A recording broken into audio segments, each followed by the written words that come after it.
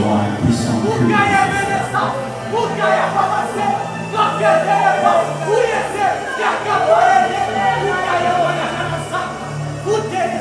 C'est le Saint-Esprit qui nous donne la capacité.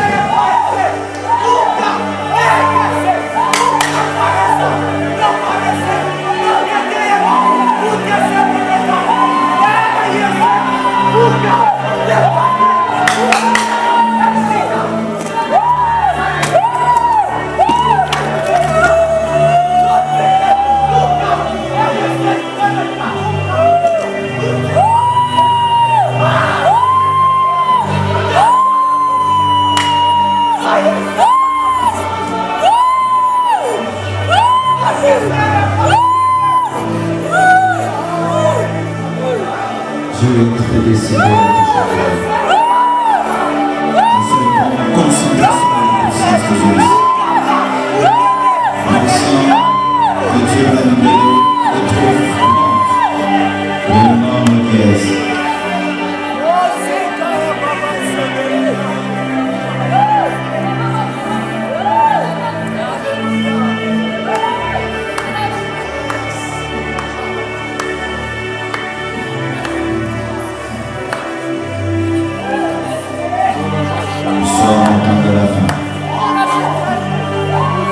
Dieu, moi,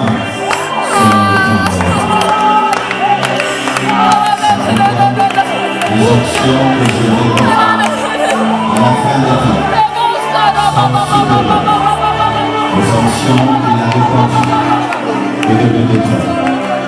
Ce qui fait que l'Église primitive, c'est la province de l'Église primitive. Et nous devons le croire. Nous devons le croire. Nous devons nous y attendre. À des onctions terribles. À des manifestations de Dieu terribles. Des choses même qu'on n'a jamais vues.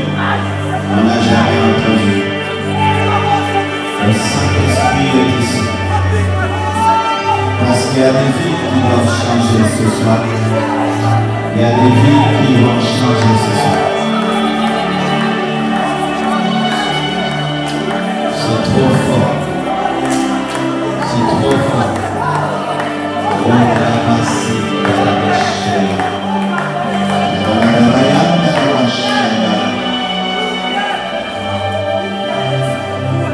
Celui qui croit, il peut déjà recevoir.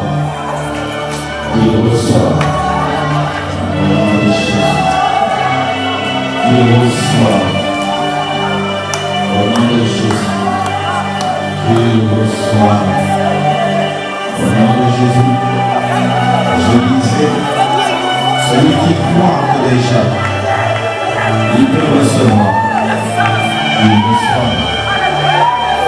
N'est-ce pas que lorsque Pierre prêchait dans la maison de Cornèle, avant même que Pierre n'arrive à la fin de son message, Corneille avait tellement de foi, il avait tellement de soif, il fut baptisé du Saint-Esprit, il a commencé à prophétiser, alors que ce qui était normal, c'est qu'il fallait être baptisé d'abord pour recevoir le Saint-Esprit, mais tellement que Corneille avait faim, tellement qu'il avait soif, Dieu l'a touché, sans respecter le programme.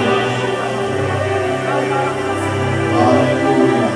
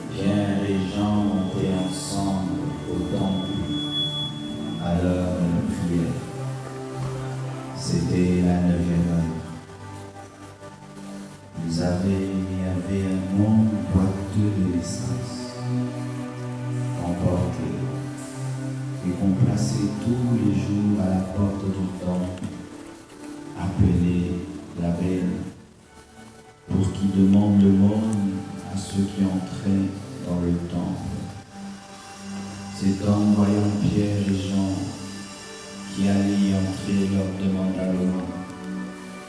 Pierre de même que Jean fixa les yeux sur lui, fixa les yeux sur lui, et dit, regarde-nous. Et il les regardait attentivement, s'attendant à recevoir d'eux quelque chose. Alors Pierre lui dit, je n'ai ni or, ni argent, et ce que j'ai, je te le donne. Au nom de Jésus-Christ de Nazareth, lève-toi et marche. Et le prenant par la main droite, il le fit lever.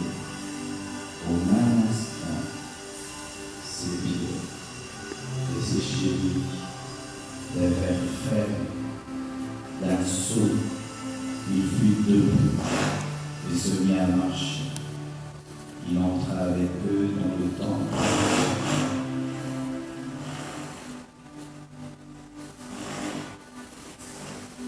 Marchant, sautant et louant Dieu.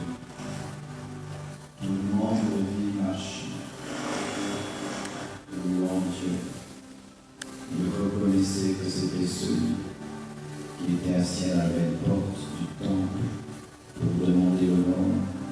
Il fut rempli d'étonnement et de surprise au sujet de ce qui lui était arrivé. J'aime les cultes comme ceci,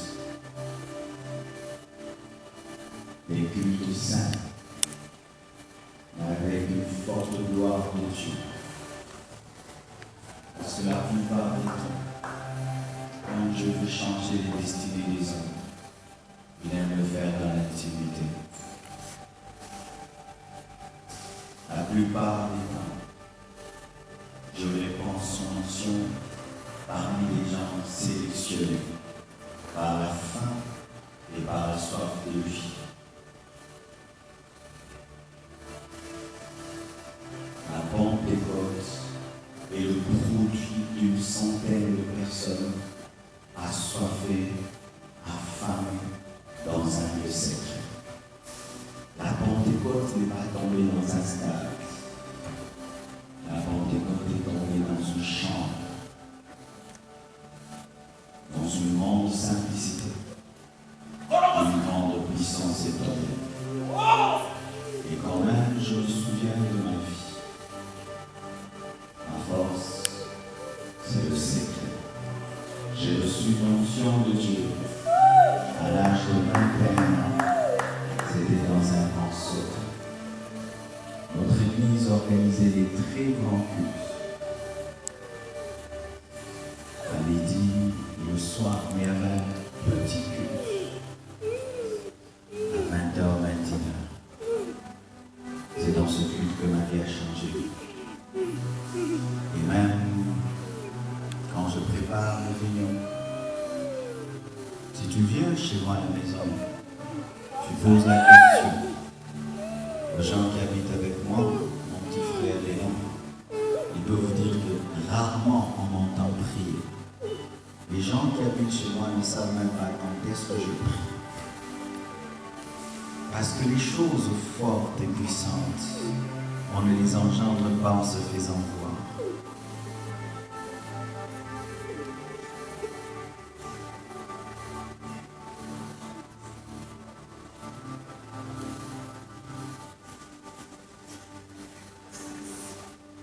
Je veux que toi et moi ce soir, nous croyons à ce que Dieu va faire, ce qu'il va faire de nous. Et pourquoi je viens de vous lire cela? Je continue les enseignements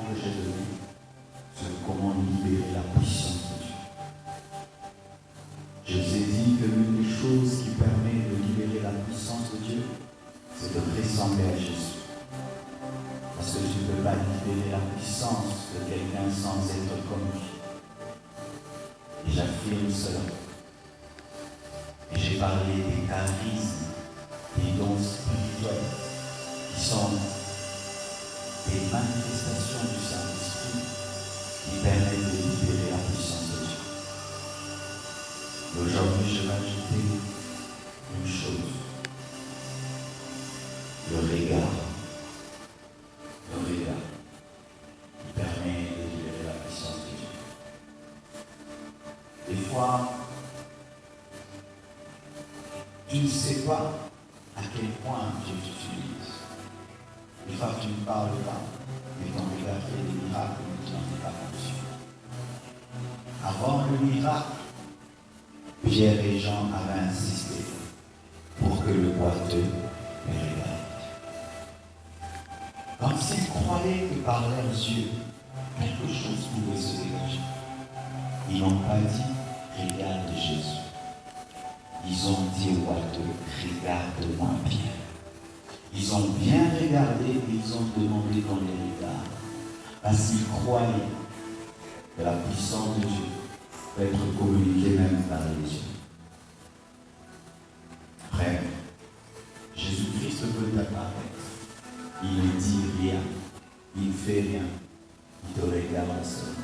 Ça bouleverse ta vie à jamais. J'ai rencontré un jour un politicien. Il a eu une apparition de Jésus. Et vous savez ce qu'il a vu? Il a vu seulement un œil qui le regardait. Mais cet œil disait tout. Dans ce regard, il a senti une grande sévérité. Il a senti aussi une grande compassion. Les gens qui témoignent disant « Jésus me t'a parlé, ça a changé ma vie ». Des fois, il ne dit rien. Rien qu'un regard suffit. Un ange peut apparaître. Il ne te dit rien. Il te regarde seulement. Et cela suffit. Lorsque Paul a voulu faire marcher le paralytique aîné, la Bible nous dit, en regardant aîné, il a senti qu'il avait la foi pour être guéri. Parce que les yeux parlent. Pendant que je prêche, je vous regarde. Vos yeux me parlent. Je saisis les choses. Oui, je peux savoir ça, je peux savoir ça, je peux savoir ça. Je peux savoir que celui-ci a soif, celui-là n'a pas soif, celui-ci est distrait, celui-là est concentré, celui-ci a la foi, celui-là doute, celui-ci est ici, celui-là n'est pas là, et celui-là, Dieu veut le toucher. Les yeux sont les fenêtres de l'âme. C'est pourquoi lorsque Adam était décidé, plutôt qu'Aïa, était décidé de tuer son frère Abel, il a refusé de regarder Dieu. Pourquoi? Parce que la décision de tuer était dans ses yeux. Il a refusé, parce que si seulement il ouvrait les yeux et regardait, ça allait se voir. Lorsqu'un homme fait le mal, directement il regarde par terre. Parce que les yeux communiquent ce qui est dans toi. Les yeux, c'est toi, et c'est la vraie fenêtre de toi.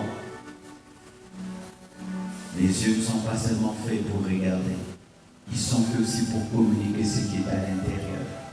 C'est ainsi que tu peux regarder une personne, elle sent il m'aime pas. Par tes yeux, tu peux dégager la puissance de Dieu.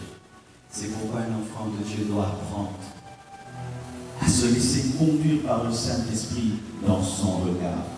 Donc je te dis fixe, tu fixes. Mais il te dit ne fixe pas, tu ne fixes pas. Mais souvent, il est impossible que Dieu t'utilise en faveur d'un homme si tu es incapable d'affronter son regard. Parce que être incapable d'affronter le regard de quelqu'un, c'est être dominé. C'est ainsi même que les occultistes, dans l'occultisme, utilisent le regard pour dominer les autres. Et un chrétien doit être capable de fixer un occultiste, pas d'avoir peur devant lui, par tes yeux. Aujourd'hui, il y a des gens que seulement Dieu va toucher par le regard. Rien que par le regard. Un grand prophète de Dieu aux États-Unis a eu un sérieux problème de voix. Il n'arrivait plus à parler. Et vous savez comment est-ce qu'il prophétise? Il prophétise par lui. C'est-à-dire, s'il te regarde avec colère, c'est-à-dire que Dieu est en colère. S'il te regarde avec compassion, c'est-à-dire que Dieu a compassion de toi. S'il entre dans un endroit, il te salue et te sourit, c'est-à-dire que Dieu a un miracle à faire dans ta vie. Et s'il te regarde et qu'il te rejette, c'est-à-dire que Dieu t'a rejeté. N'est-ce pas que lorsque le prophète Agabus a voulu prophétiser sur Paul, il n'a pas utilisé que des paroles. Il a pris une ceinture, il s'est lié. Il a dit, l'homme à qui appartient cette ceinture sera lié. Au-delà de tout ce que vous connaissez, l'onction est capable de couler même par vos yeux.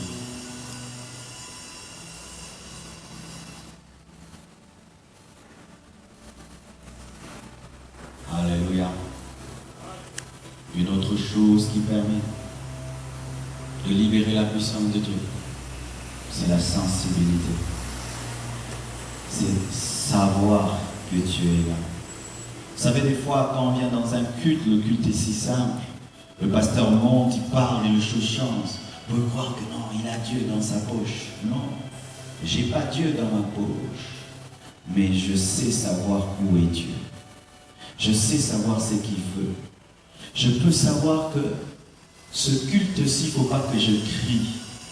Ce culte-ci, il faut que je crie. Ce culte-ci, il faut que je bouge. Ce culte-ci, je ne dois pas bouger. Ce culte-ci, je dois parler de telle manière.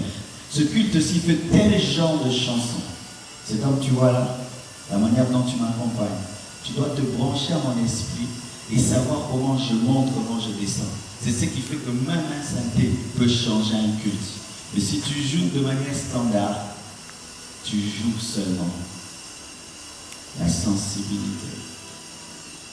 Tu ne peux jamais libérer ce que tu ne sens pas. Tu ne peux jamais dégager Dieu si tu ne sais pas où il est. C'est pourquoi vous devez grandir dans votre intimité avec Dieu. Être capable de sentir ce qu'il sent et de faire ce qu'il veut faire. Quand tu atteins cette dimension, tu deviens comme un ange.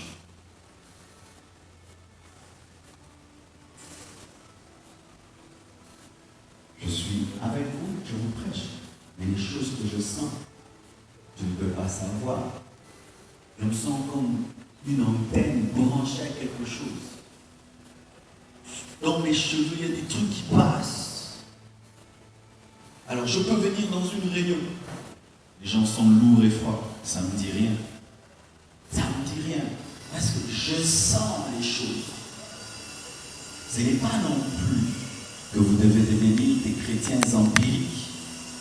Mais la Bible dit que Jésus avait senti une puissance sortir de lui. Il avait senti, sentir. Et pour atteindre ce niveau de sensibilité, tu dois être un homme qui aiguise ton esprit.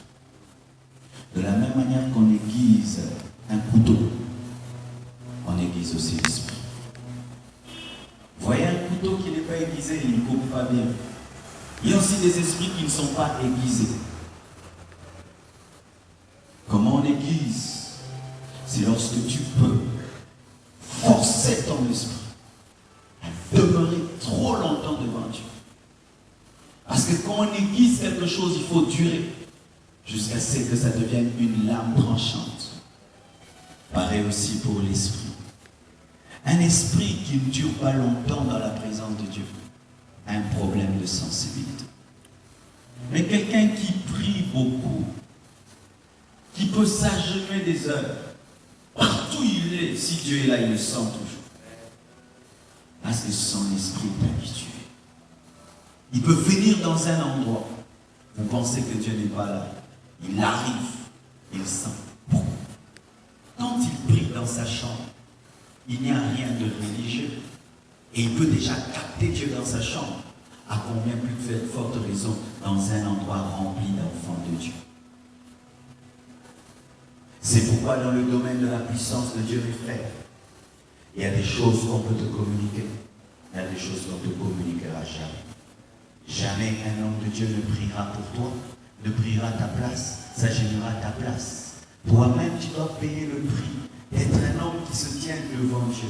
Des heures, jusqu'à te perdre en Dieu. Un homme de Dieu a marqué ma vie dans le domaine de la prière. C'est Bénidine. Bénidine a dit ceci. Il dit que quand je prie, je me prends comme une peau et je me tiens devant Dieu et je m'en vais. La peau, quand tu la mets devant Dieu, elle ne peut pas se déplacer par elle-même. Il faut que tu reviennes pour la prendre encore. Et ainsi se tient devant Dieu jusqu'à ce que Dieu le fasse sortir de sa présence. C'est ainsi qu'un tel homme, partout il voit, il y a un dégagement de Dieu parce qu'il est déjà trop plein de Dieu. Dans le domaine de la sensibilité, il y a des choses que je commence à vous dire. Certains vont me trouver bizarre. Mais l'intimité avec Dieu, c'est tellement profond, tellement bien aimé. On peut prendre toute la journée. Quand la Bible dit, Élie a dit, il a cherché Dieu dans le tremblement de terre et Dieu n'y était pas. Il a cherché Dieu dans le feu, il n'y était pas. Et Dieu est dans un murmure tout léger. C'est-à-dire qu'il pouvait être capable de rechercher Dieu. C'est-à-dire que quand tu viens dans un culte, tu peux connaître la fréquence de Dieu, c'est Dieu spirituel. C'est ainsi même que les musiciens. Tu peux venir à l'église, tu as ta chanson, mais tu as sa chanson. Quand vous venez pour chanter, vous devez toujours savoir, c'est vrai, moi je vais danser beaucoup aujourd'hui. Est-ce que Dieu veut que le culte aille dans la danse? J'ai prévu 3 chansons. Est-ce que Dieu veut qu'on chante 3 chansons? J'ai prévu ceci. Est-ce que Dieu le veut? Quel est le cœur de Dieu? Peut-être aujourd'hui Dieu voulait un murmure léger. Et maintenant, si tu viens dans les tremblements de terre, il n'y est pas. Mais un autre jour, il veut être dans le feu. Tu viens dans le murmure de léger, il n'y est pas. Tu dois être capable de le savoir. Parce que Dieu n'est pas un robot qui agit toujours de la même manière. C'est qu'il peut faire une combinaison des chansons d'hier. Aujourd'hui, on peut essayer, ça ne marche pas. On peut chanter d'une certaine manière dans un culte, la même chanson, la même danse. La gloire de Dieu tombe. Vous venez le lendemain, vous chantez de la même manière, la gloire de Dieu ne tombe pas. Ce n'est pas que le peuple n'est pas disposé, non, Dieu ne voulait pas s'exprimer ainsi. Lorsque j'ai commencé à travailler dans la puissance de Dieu, je voulais que tous les cultes se ressemblent. Si ce jour-là j'ai prêché fort, et puis j'ai pris ma veste, j'ai lancé sur les gens, le lendemain je dis encore, je veux faire la même chose. Et des fois ça ne marchait pas. Je disais, l'onction est partie. Dieu m'a dit, non, l'onction n'est pas partie. Je n'ai pas voulu couler de cette manière-là. Comme aujourd'hui, il y aura trop de puissance, mais dans une grande simplicité. C'est pourquoi, si tu es ce genre de chrétien qui travaille selon l'écrit, et tu attends, quand on va commencer à prier, pourquoi tu risques de rater le murmure tous les légers de Dieu. Une autre chose qui libère la puissance de Dieu, c'est croire que tu as la puissance de Dieu. Pierre a dit, regarde-moi, il dit, je n'ai ni or ni argent, mais c'est que j'ai, je te les donne, c'est que j'ai. Tu dois croire que tu as. Tu dois croire que tu as la puissance. Si tu ne crois pas que tu as la puissance, tu ne pourras jamais libérer la puissance de Dieu. Avant de transporter un poids, tu dois croire que tu as la force de transporter le poids. Avant de te déplacer, tu dois croire que tu as les jambes. Avant de parler, tu dois croire que tu as une bouche. Et avant de communiquer la puissance de Dieu, tu dois croire que tu l'as. Pierre croyait qu'il avait reçu quelque chose à la chambre haute. C'est pourquoi il pouvait dire au paralytique, regarde-moi, je n'ai ni or ni argent. Parce qu'il croyait qu'il avait. Et Dieu m'a dit que l'un des grands problèmes dans les églises de réveil, c'est que tellement que les gens reçoivent, ils croient plus qu'ils ont reçu ce qu'ils devaient donner. Et ils attendent de recevoir et recevoir et recevoir. Et ce qui fait qu'ils ne reçoivent jamais parce qu'ils ne croient pas qu'ils ont reçu. Je vais te donner un exemple. Si tu avais voyagé et que tu n'étais pas à Kinshasa, tu Tu as payé un billet. Vis-à-vis tout le reste. Tu as dépensé des millions de dollars et des milliers de dollars. Tu vas aux États-Unis. Tu vas dans le culte d'un homme de Dieu. Et tu crois qu'il a l'onction de Dieu. Si seulement il t'appelle devant, il te touche. Quand tu rentres à Kinshasa, tu diras quoi? J'ai reçu l'onction. Et du coup, tu changes ta dimension. Tu commences à opérer dans d'autres dimensions, n'est-ce pas? Et si tu viens à Kinshasa, tu penses à un taxi, tu arrives, c'est ton frère congolais, il prie pour toi, tu ne crois pas que tu as reçu. Et tu continues à vivre naturellement. L'onction que j'ai reçue, je ne l'ai pas reçue d'un Américain. C'est un Congolais, un pasteur Mouloua, qui m'a communiqué ça. Et je n'ai rien à envier à ceux qui sont allés aux États-Unis pour qu'on prie pour eux. J'ai reçu la même dose et la même onction. Parce que j'ai cru en mon frère. J'ai cru en mon frère. Si tu vas au Nigeria, au Edebo, te fais monter sur son estrade, prie pour toi, tu vas voir que tu as reçu. Et quand tu rentres à Kinshasa, tu vas commencer à oser faire des choses que tu ne pouvais pas faire parce que tu crois que tu as reçu. C'est ainsi, frère. Donc que vous continuerez à aller dans les églises sans croire aux hommes de Dieu que Dieu vous a donnés, vos vies ne changeront jamais. Parce que même si ton frère prie pour toi, tu ne crois pas que tu as reçu. Tu crois seulement que tu es tombé. Tu crois seulement aux sensations que tu sens. Mais tu ne crois pas que tu as reçu une portion qui peut changer à vie ta vie.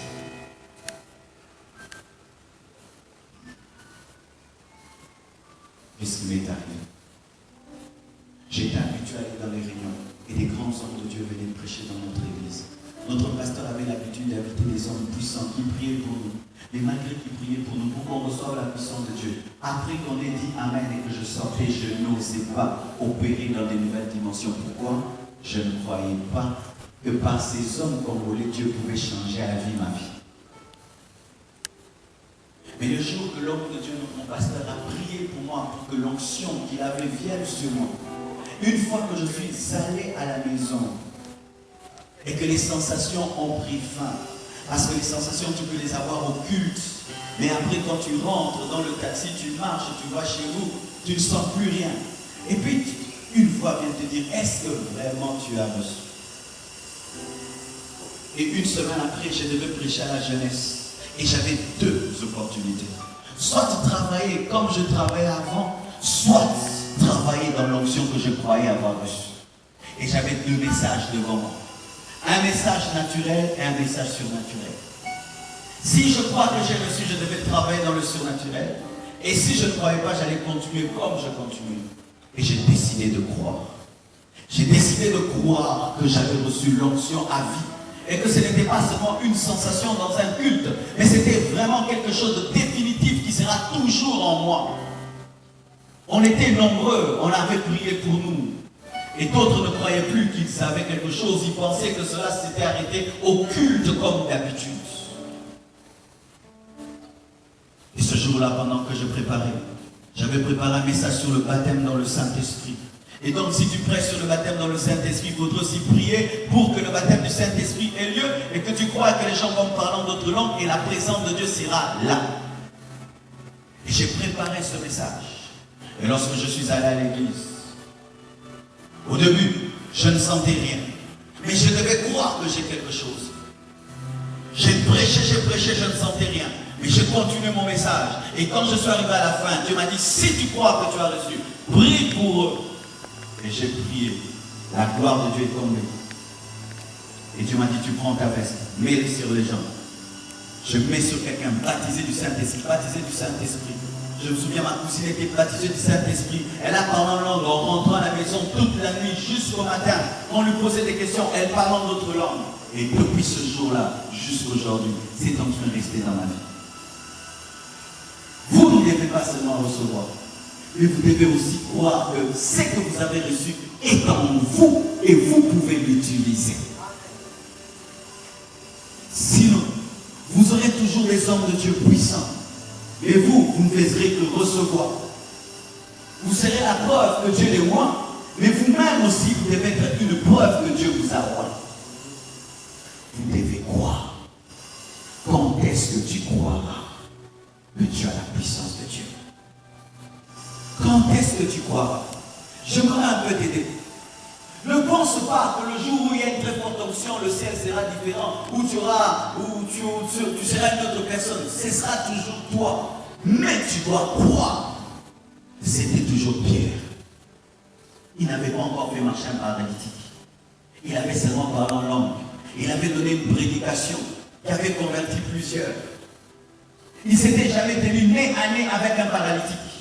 Mais il a osé croire que cette puissance qui m'a fait parler en langue, qui m'a fait prophétiser, qui a fait que je puisse prêcher, que les gens se convertissent, qui fait des miracles lorsque nous sommes plusieurs, peut faire que là, à cette porte, quelqu'un marche.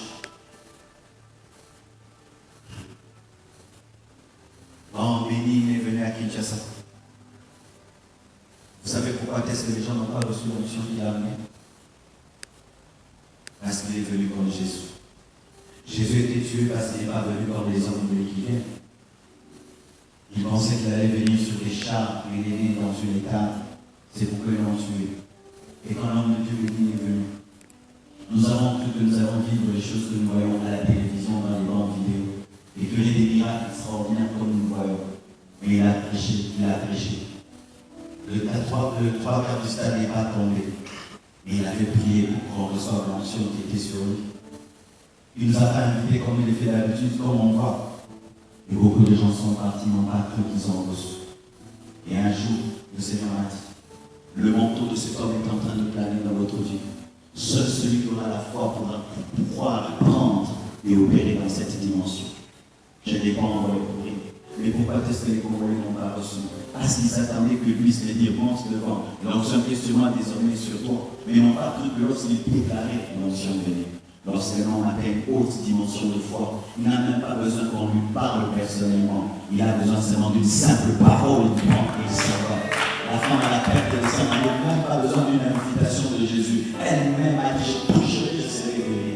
Mes frères et sœurs, vous devez atteindre la dimension d'être des chiffons spirituels, capables d'exprimer l'onction, de conserver l'onction. Ce n'est pas les membres d'ordre de Dieu qui prient pour toi qui vont changer la vie. C'est ta foi. C'est ta foi. Il y a des gens qui ne croient jamais. Ils sont comme des vases troués.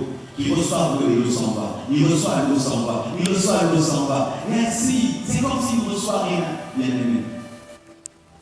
Je ne peux jamais mettre au-devant de toi un homme s'il n'a pas ouin pour te changer. Je ne peux pas me mettre devant toi s'il n'a pas ouin pour te changer. Et l'onction qui est sur moi peut changer toute sa vie. Toute sa vie, si tu crois. Un homme qui n'avait pas l'eau, et qu'on lui donne l'eau, il peut qu'il boive. Un homme qui n'avait pas l'onction, il croit qu'il a l'onction, il dit qu'il reçoit l'onction. Si vraiment vous croyez que vous recevez, pourquoi vous ne libérez pas? Si vraiment vous croyez que vous recevez, pourquoi vous ne dégagez pas ce que vous avez reçu? Mes frères et sœurs, la vie chrétienne n'est pas un film où on vient, on s'assied, on regarde des acteurs et où ils font des choses. Non! La Bible dit que les saints ministères ont été établis pour le perfectionnement des saints en vue de l'œuvre du ministère. C'est-à-dire que le but des ministères, c'est d'amener les fidèles à la dimension ministérielle.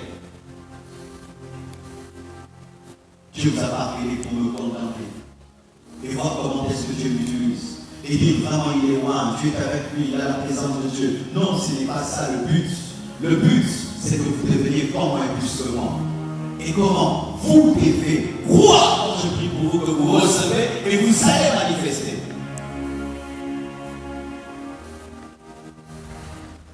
Un jour, nous sommes allés dans une réunion. Un homme de Dieu que Dieu utilisait terriblement. Il a invité quelqu'un, il a prié pour lui. Il a prié pour lui. Et il a dit que l'on se vienne sur toi, mais tu ne feras pas comme moi. Pourquoi? Parce qu'il savait que s'il n'imitait pas ses fonctions, il allait faire comme lui. Mais moi je prie pour toi sans dire que tu sois limité. Fais et plus.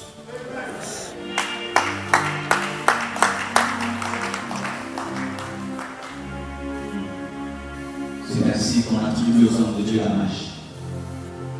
Non, il doit avoir une magie. Il doit avoir des secrets terribles. Je n'ai aucun secret terrible. Mon secret, craindre Dieu, prier, adorer Dieu, aimer Dieu. C'est tout. Je n'ai pas un secret terrible. que c'est ça encore. Lorsqu'un homme de Dieu prie pour toi, Satan vient te bloquer pour que tu n'opères pas dans la même dimension que lui. Il te dit non, il a des mystères que tu n'as pas maîtrisés. Il n'y a aucun mystère.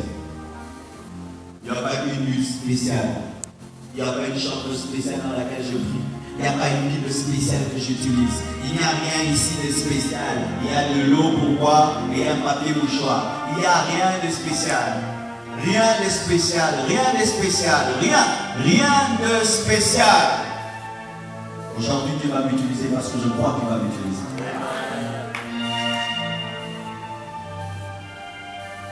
Tu dois croire que tu as quelque chose. Tu dois croire que tu as quelque chose. Un jour, j'étudiais un homme. Je le voyais comment il priait. Avant de prier, il demandait que ça entre et ça entre. Quand il croit que c'est entré, il fait sortir.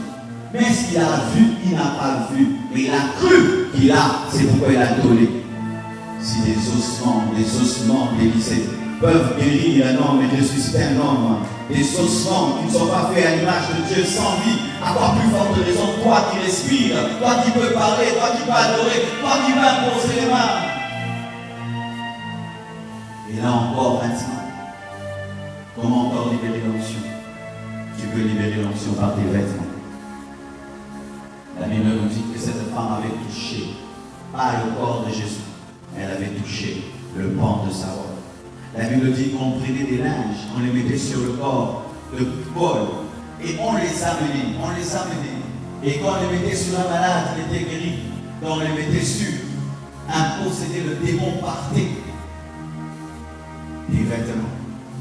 Vous allez voir que dans l'occultisme, lorsqu'on veut t'attraper dans l'occultisme, on cherche un bout de ton vêtement. Et on dit que ton vêtement, c'est toi.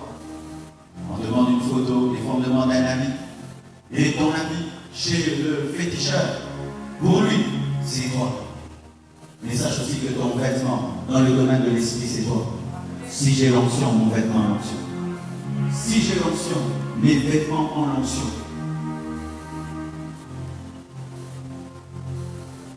N'est-ce pas que par le manteau d'Élie, le Jourdain s'est ouvert, parce que l'onction d'Élie était dans le manteau.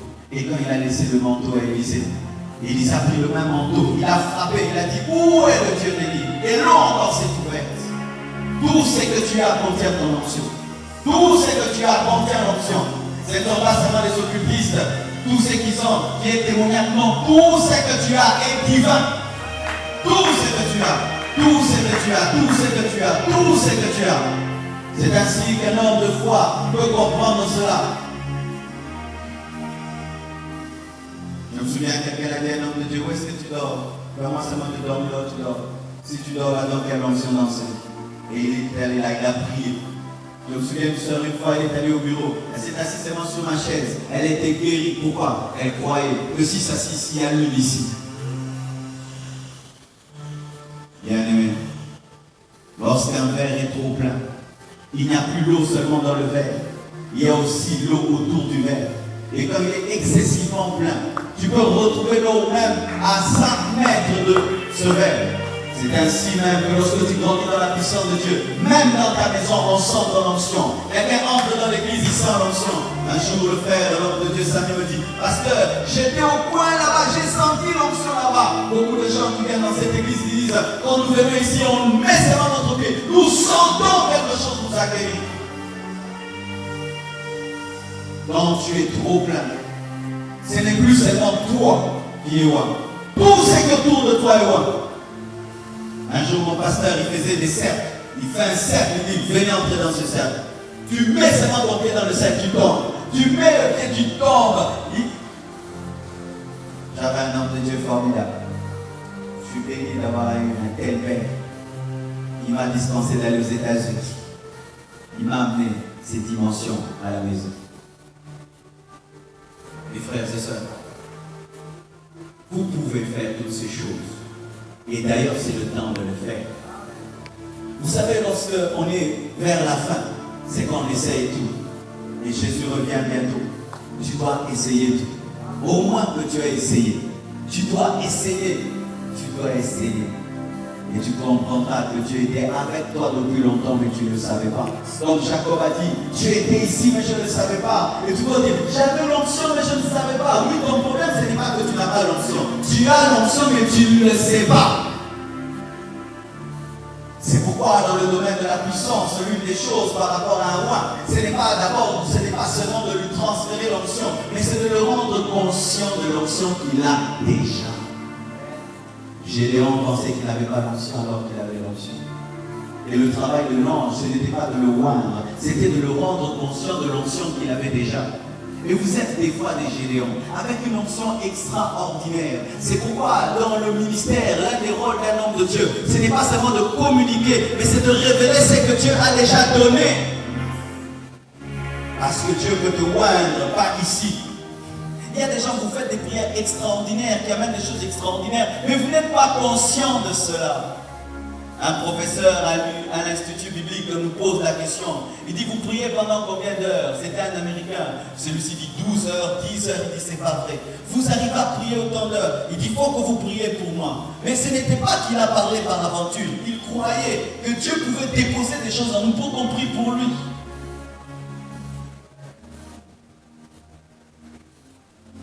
Haïti Nabala, l'un des pères du réveil de ce pays. C'est l'un des hommes que Dieu a le plus utilisé en Afrique et dans le monde. Haïti Nabala, le jour de sa mort, un paralytique a marché seulement parce qu'il a crié « Papa, mon petit Kibuso ». Il a vu le cercueil, il a crié, il a marché, comme Élisée. Le jour qu'il est mort, il a crié « Tous les malades étaient guéris dans le pavillon ». Un jour, il rencontre une femme. Il dit, on s'est trop moqué de toi. Tu demandes un enfant. Je décide que tu es deux. Et l'enfant, la femme a été juive. Il est tombé malade, on lui a amputé une jambe. Et malgré qu'il était paralytique, il faisait marcher les paralytiques. Les gens même disaient, comment tu ne te fais pas marcher toi-même? Et une fois, Osborne est venu ici. Osborne qui est son père spirituel. Mais Dieu commence à l'utiliser plus que son père spirituel. Osborne est venu à Kinshasa. Il devait tenir une croisade et le premier jour, il n'avait pas prêché. Et on a demandé à Haïti Nabala de prêcher. Haïti Nabala prêche. Et dans la délégation d'Osborne, il y avait une femme très riche, mais qui était paralytique. Elle soutenait Osborne, mais elle n'était jamais guérie. Mais quand Haïti Nabala priait, elle était guérie. On est allé raconter à Osborne, telle maman a été guérie pendant que cet Africain priait. Vous savez quoi? Osborne a réservé tout un restaurant pour qu'il soit seul avec Haïti Nabala et un interprète. Ils ont posé, il a demandé à Haïti Nabala de prier pour lui. Haïti Nabala a refusé. Il a dit, c'est quoi mon père? Il a dit, c'est que Dieu fait en toi. Je le veux, prie pour moi. Il a insisté. Haïti Nabala a prié pour Osborne. Il n'était pas conscient qu'il avait atteint même une dimension supérieure même à son père. Et il fallait qu'on puisse le réveiller par cette prière. En ce moment, on voulait le rendre conscient qu'il a reçu quelque chose de trop fort. Tu as quelque chose, mais tu doutes. Mes frères, il m'est arrivé aussi un temps dans ma vie. J'avais comme des complexes par rapport aux Nigériens, par rapport aux Américains. Mais j'en ai plus. Même pas un tout petit peu. Parce que des fois, les choses que Dieu fait dans nos réunions, si c'était dans leur belle salle, climatisée, avec leurs belles moquettes et de belles chaises, il n'y a rien à envier. Rien à envier. Certaines réunions que nous vivons ici, donc tu prends une réunion de tel grand homme de Dieu, tu sens l'intensité de l'onction, tu coupes la vidéo, tu prends les cultes, tu mets la même onction, mais des chaises différentes. Des chaises différentes. J'ai appris à croire en ce que Dieu a mis en moi. Et ce n'est pas de l'orgueil. D'ailleurs, l'humilité consiste à reconnaître ta grandeur, mais tout en donnant la gloire à Dieu. Cette humilité qui dit toujours, je n'ai rien, n'est pas de Dieu. Même cette humilité qui dit, sans Dieu, je ne peux rien. C'est faux. Il y a des choses que tu peux faire sans Dieu. Oui. Je peux déplacer ça sans Dieu. Je peux déplacer ça sans Dieu. Il y a des trucs qu'on dit, sans Dieu je peux rien, je peux faire ça sans Dieu.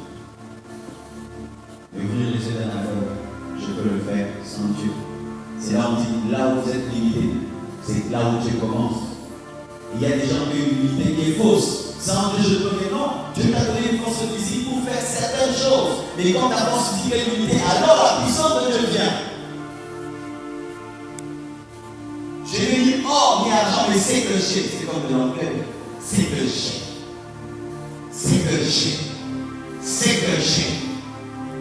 N'est-ce pas qu'un homme qui parle ainsi, on peut dire qu'il est orgueilleux, qu'il est vantard. Ça n'est l'homme comme ça. Mais ce n'est pas de l'orgueil, c'est de la conscience. C'est de la conscience. Tu dois être conscient. Tu dois être conscient. Celui qui est inconscient est un enfant. Et l'enfant ne sait pas utiliser ce qu'il a. Tant que tu ne seras pas conscient de ce que Dieu a mis à ta disposition, tu seras un enfant. Et Dieu ne t'utilisera jamais. Certains parmi vous, votre lutte avec Dieu, ce n'est pas de recevoir l'onction, c'est de croire que vous avez déjà l'onction. Imaginez dans l'église primitive, un diacre, Philippe, conscient qu'il a quelque chose. Dans la persécution, il va en Samarie, conscient qu'il a quelque chose. Il tient des croisades, des paralytiques marchent, des aveugles voient. Même un magicien est étonné par la puissance sur Philippe. C'est ça aussi. Certains de vous n'attendent pas avoir l'onction parce que vous attendez des titres. Le jour qu'on dira que je suis prophète, le jour qu'on dira Philippe n'a pas attendu qu'on dise qu'il est évangéliste, mais il s'est comporté comme un évangéliste. Écoutez mes frères et sœurs, tant que vous ne croyez pas que lorsqu'on prie pour vous, vous recevez, nous faisons des cultes, des gâches. C'est comme quelqu'un qui prend des vases avec des trous. On le voit tout le temps. Il verse de l'eau. Il verse. N'est-ce pas qu'il perd son temps? Il verse l'eau. Ça sort. Ça sort. La seule chose que les vases gardent, ce sont des traces que l'eau est passée par là. C'est tout. C'est une perte. C'est un gâchis. C'est pourquoi Jésus-Christ, lorsqu'il allait dans un endroit, il ne se concentrait jamais dans cet endroit. Il allait de lieu en lieu. Pourquoi? Pour ne pas être un gâchis, que personne ne puisse l'amener à se concentrer que sur lui, parce qu'il y avait beaucoup à faire. Il est temps que vous bougiez cette nation. Il est temps que vous bougiez vos maisons et vos familles. Mais vous devez croire. Encore une autre chose qui t'empêche de croire, c'est parce que tu entends trop les hommes et tu te regardes comme les hommes te regardent. Si tu te regardes avec les yeux des hommes, jamais tu ne croiras ce que tu es. Il est arrivé dans certains endroits, on t'invite de prêcher, et tu te tiens là. Les gens te regardent avec mépris. Ils se disent, qu'est-ce qu'il y a dans ce jeune garçon? Et si tu te regardes, comme il te regarde, tu ne vas pas t'utiliser. Mais quand tu te regardes, j'ai l'onction, j'ai Dieu, tu prêches, tu viens à la puissance de Dieu. Ils viennent, ils te respectent, parce que tu as refusé de te regarder comme ils t'ont regardé. Si David s'était regardé comme Eliab le regardait, comme Goliath le regardait, jamais l'onction qu'il avait allé se manifester. Mais il a refusé de se regarder comme les hommes le regardent. Et il s'est regardé comme un roi de Dieu. Et Dieu l'a utilisé. Si tu n'as personne qui t'encourage dans le domaine de la puissance, il va t'encourager quand même. Et dit, j'ai l'onction, j'ai la puissance de Dieu. N'est-ce pas que Jésus-Christ, l'arme des âmes de l'autel, il est entré dans le temple et dit, l'Esprit du Seigneur est sur moi, car il m'a moi. Il a confirmé ce qu'il était et ce qu'il avait. Dans ce domaine, bien-aimé, tu es protégé. Rien au monde ne peut me faire douter de ce que j'ai. Rien du tout ne peut me faire douter. Aucun milieu, aucune personne, aucun auditoire, personne. Je sais ce que j'ai. Je sais ce que je suis. Je sais ce que Dieu m'a donné. Un jour, l'homme de Dieu, Kindoba, a dit, si Titi Jakes met son église en face, et moi je mets à côté, je aussi des fidèles. Parce que moi aussi Dieu m'a appelé, il m'envoie. Et s'il m'envoie, c'est pour un peuple, ce peuple viendra. Ce n'est pas de l'orgueil, c'est savoir ce que Dieu t'a donné. Et c'est vrai, il y a des choses pour que je les écoute, je dois seulement aller écouter Kindoba, pas Titi Jakes. Il y a des choses que les yeux font, mais que les oreilles ne font pas. Quelle que soit la beauté des yeux, jamais n'entendre. Et quelle que soit la beauté des oreilles, jamais n'y parle. Tu dois sortir de ce complexe-là et arriver à croire que Dieu t'a donné quelque chose. Un des plus grands prédicateurs des États-Unis, Billy Graham, le faisait marcher au gamme paralytique. Il n'ouvrait jamais les yeux des aveugles. Il croyait qu'il avait l'onction pour la repentance, convertir les cœurs. Il ne parlait même pas en langue. mais c'est le plus grand prédicateur des États-Unis. Jimmy Swaggart ne faisait pas marcher les paralytiques. Il prêchait la repentance, le baptême dans le Saint-Esprit. L'un des plus grands orateurs. T.D. Jakes ne fait pas marcher les paralytiques. Noel Jones ne fait même pas marcher les paralytiques. Mais il croit qu'il était loin pour être un puissant prédicateur. Et tu dois croire que tu es loin pour quelque chose.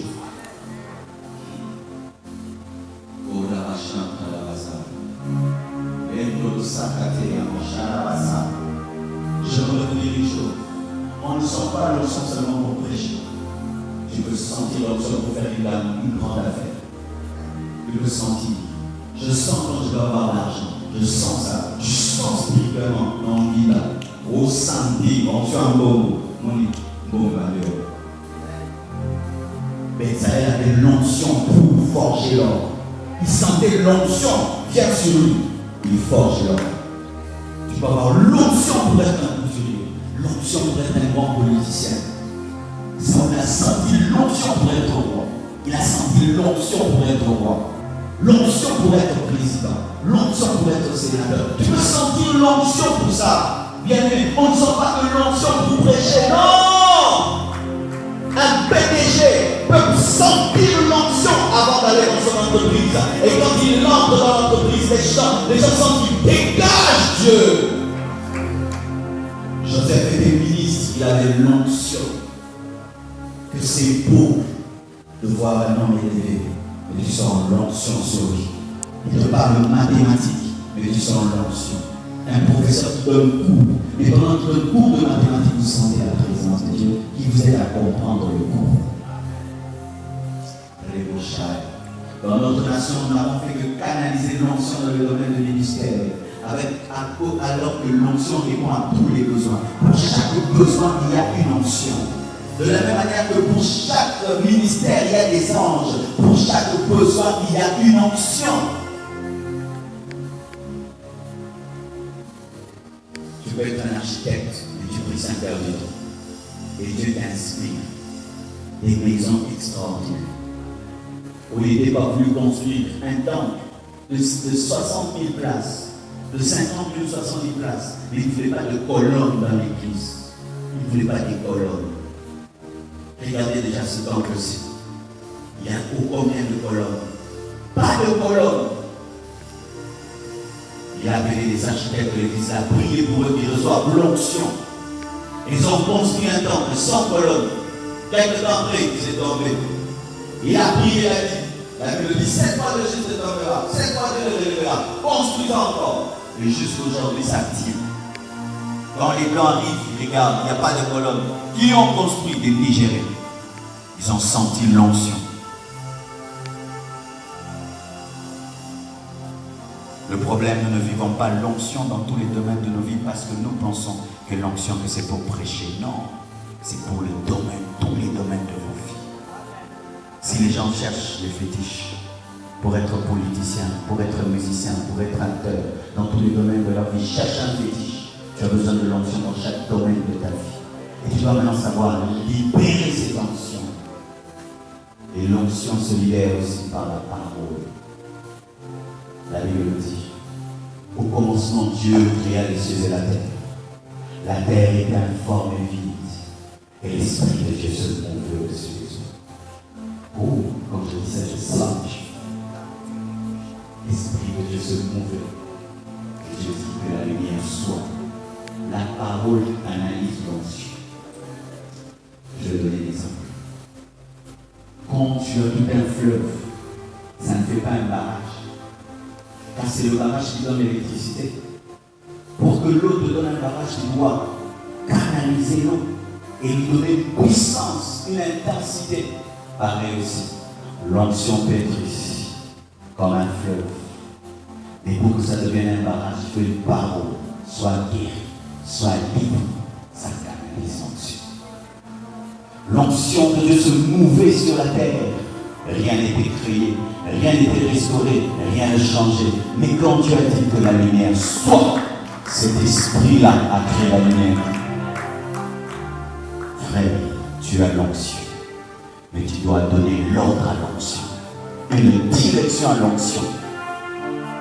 C'est ça, des problèmes des fois. Nous avons souvent un problème de canalisation de l'onction. Tu vois, quand tu as un tuyau et tu arroses, quand tu veux qu'il y ait plus d'intensité, tu fais quoi? Tu pinces, n'est-ce pas? Et plus c'est petit, plus ça va loin. Et plus la parole est claire, plus l'onction est forte. Plus la parole est claire, plus l'onction est forte. C'est ainsi même aux hommes de Dieu, je veux vous dire une chose. Lorsque tu as une réunion de puissance, tu dois savoir canaliser l'onction. Parce que l'onction dans un culte ne vient pas pour faire toutes choses. Elle vient pour faire certaines choses. Je dois le dire. On peut avoir un culte, on dit c'est le culte d'enseignement. Nous venons pour l'enseignement. Et nous sommes un culte d'enseignement, d'adoration, de guérison, de miracles et d'autres. Il n'y aura pas une très forte onction parce que l'onction n'est pas canalisée. Mais quand on dit nous avons un culte de guérison, toute l'onction s'est canalisée vers la guérison. Vous verrez beaucoup de guérison. Pendant que je vous prêche ici, je peux faire 500 services, mais je peux faire des services inutiles. Mais peut-être dans les 500 services, Dieu ne veut que je fasse 2 ou seulement 3 ou un seul pour canaliser. C'est ainsi que vous verrez que Dieu, dans le domaine des dons spirituels, il ne donne pas à quelqu'un la capacité de tout faire, mais il donne une particularité. Au temps du réveil des États-Unis, je vous conseille de lire ces livres. Les hommes de Dieu, qu'est-ce qu'ils faisaient? Ils construisaient une tente. Et chacun venait pour manifester son ministère. Et qu'est-ce qu'on a remarqué? Dans les réunions de thème, s'il y a 300 malades, si dans les 300 malades, il y a des sourds, il ne ratait jamais les sourds. Mais les cancers, il n'arrivait jamais. Celui-ci est paralytique, mais il n'ouvrait jamais les yeux des aveugles. Pourquoi? Dieu canalisait. Pourquoi il canalise? Pour qu'il y ait complémentarité. Tu dois savoir canaliser. Mais pour que tu canalises par une parole, tu dois savoir ce que tu veux faire. Dieu n'a pas dit le premier jour que l'homme soit, parce qu'il allait le créer dans les ténèbres. Et il allait manger quoi? Il a dit la parole du monde, lumière, nourriture, eau. Ensuite, il a créé l'homme. S'il y a quelqu'un qui sait se mouvoir dans la présence et dans l'onction, plutôt c'est Dieu lui-même. Si tu veux savoir te mouvoir dans l'onction, et tu dis Dieu, Dieu ne rate aucun culte, aucun service. Parlez. Il y a des cultes, tant que tu n'as rien dit, rien ne se passe. Vous sentez la présence de Dieu qui est là, vous sentez ça? Vous regardez mon frère, mais les oeils la débat. Canalisation. Et quand je dirais maintenant ça, vous voyez la puissance de Dieu commence à tomber. Mais pour maintenant parler, tu dois être audacieux. Que la lumière soit, tu dois croire qu'il y aura la lumière. Que les aveugles voient, tu dois croire qu'ils vont voir. Pendant la dernière, on a vécu un culte extraordinaire. Je vois sur 50 malades, 45 ont été guéris. J'avais vu le culte. Dieu me dit, tu vas chanter d'abord. Et puis tu vas oindre d'huile. Et puis tu vas poser les mains. Puis. Je suis venu. J'ai fait seulement ce que j'ai vu. Et cela s'est passé. Ce n'est pas que ce jour-là, j'étais très loin. J'étais très obéissant. Risquez dire. Risquez parler. Bien-aimé, quand tu sens l'onction, prie Dieu qui te donne la parole. Pour que l'onction que tu as créé quelque chose. Parce que si tu as l'onction, tu n'as pas la parole, tu ne crées rien avec l'onction. Tu deviens comme un homme fort dans Kundarate, à Salavelote, à remporter l'amour coupé.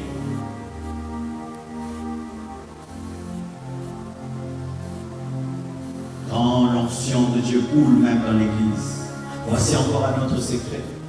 Quand même dans un culte, la chorale monte, elle chante tout ça la gloire de Dieu. Bien aimé. L'onction est tellement rare qu'il faut profiter, tu dis quelque chose. Quand l'Esprit de Dieu se me parle, quand l'Esprit de Dieu se me parle, quand l'Esprit de Dieu se me parle. Pourquoi? Parce que là, tu as la capacité de créer. Quand l'onction se met, tu parles, tu crées. Mais quand il n'y a pas l'huile, attends qu'il y ait l'huile. J'aimerais terminer. Une autre chose qui libère l'onction, c'est la musique. Lorsque Élisée a voulu prophétiser, il a dit cherche-moi un joueur de harpe. Et moi, dans ma vie, dans le ministère, la musique a une grande place. Il m'est arrivé deux fois, je me prépare et je prie pour le culte, je sens une forte présence. Je viens, je prêche, je fais le service. Vous vous trouvez que vous êtes bénis, mais moi, quand je rentre, je sens que je n'ai pas libéré ce que j'avais. Et puis je fais des recherches. Pourquoi j'ai raté le culte? J'ai péché, j'ai manqué de foi. Et puis quand j'écoute, quand on filme là, je dis, il y avait un problème. Moi et le Saint-Esprit, on ne s'entendait pas. Là, on s'entend très bien. On s'entend très bien. Il y avait un problème, on n'était pas connecté. Donc, tout Lucana, et si même ce Lucana musique, mon service est gratuit. N'est-ce pas que David chassait les démons par la musique? La musique. Tu sais comme il est là. Si seulement il se laisse connecter à Dieu et il reçoit l'inspiration d'une musique, il commence à la jouer, elle peut changer tout le but. Rien qu'un son, une note.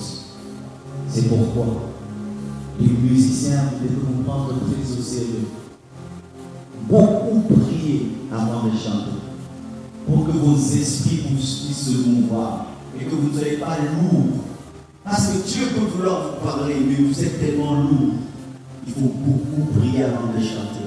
Ne chantez pas par l'habitude, ne montrez pas les stades par l'habitude, ne jouez pas au synthé par l'habitude. Il faut toujours se préparer spirituellement pour avoir la note, le son, l'harmonie, la manière. N'est-ce pas que dans un culte, même vous, lorsque nous chantons, s'il y a seulement une fausse note, ça vous fait quoi? Tu descends. C'est-à-dire l'onction dépend même de l'harmonie. Quand la chorale chante parfaitement, il y a facilité qu'il y ait une grande onction. Quand elle ne chante pas bien, c'est difficile qu'il y ait une grande onction. Et quand les baffles sifflent, c'est difficile qu'il y ait une grande onction. Parce que plus on est connecté à l'esprit, on est aussi connecté au bruit. Rien qu'un micro qui commence là, ça te fait sortir. Plus un homme est sensible à Dieu, plus il devient sensible à tout. Un ballon, quand il gonfle, il monte très haut, mais il peut se crever facilement. Un homme de Dieu faisait un service. Devant lui, un frère était assis. Il avait porté des chaussettes jaunes.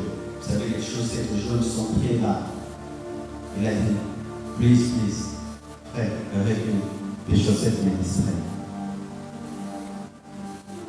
Parce que ça nous pousse déjà à regarder tout le temps les chaussettes. Je dois regarder les chaussettes. C'est vrai.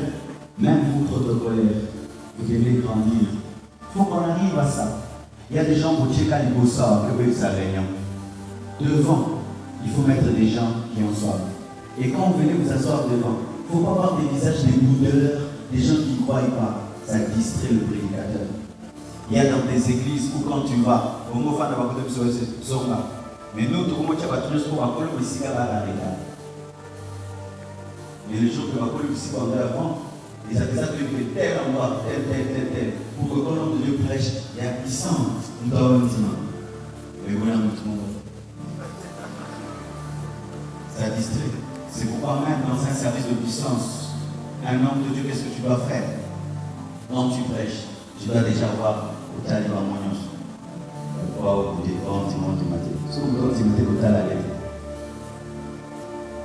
dois regarder.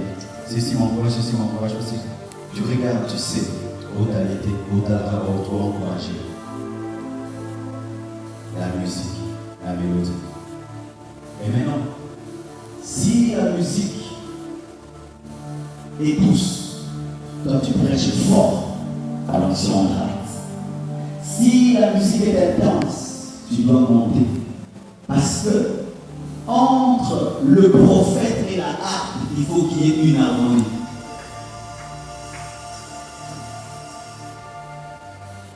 Mais des fois, lui peut être connecté à l'onction plus seulement. Quand lui est connecté à l'onction plus seulement, c'est moi qui dois le suivre. Quand moi je suis connecté à l'onction plus que lui, c'est lui qui doit le suivre. C'est qu'il faut avoir la sensibilité de savoir.